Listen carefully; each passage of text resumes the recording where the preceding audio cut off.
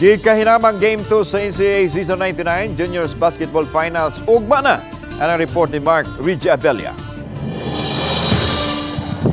It's just maganda nila Letran and hats off to them. They got this game 1 and yan lang, we'll just go back. Kini na lang ang reaksyon sa head coach sa Perpetual Junior Altas human mapukan sa Letran Squares sa final sa Game 1 sa NCAA Season 99 Juniors Basketball Tournament. Sikit ang duwa hangtod sa halftime apan nabiyaan sila sa defending champions sa third quarter na. Nagkulang po kami sa communication po talaga, so nagkanya-kanya po kami, so hindi po kami masyado nag-trust sa system. Lumabas po kami sa sistema namin, so babawi po kami next game and hopefully maayos po namin to sa ensayo.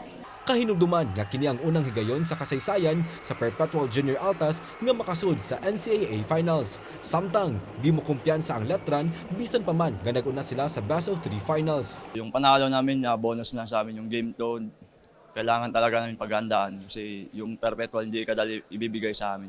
I expect yung Perpetual meron pang mga gagawing different plays yan to counter us. So, yun lang. Paghahandaan lang namin yun.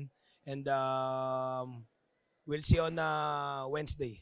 At ang iyang finals sa Game 2 sa NCAA Season 99 Juniors Basketball Championship alas 2:30 sa hapon live sa GTV. Makita usab kini via live stream ang Battle for Third sa San Sebastian Staglets ug individual award ceremony. Kauban si Clans Gabutin, Mark Reggie Abella. Balitang Bisdak.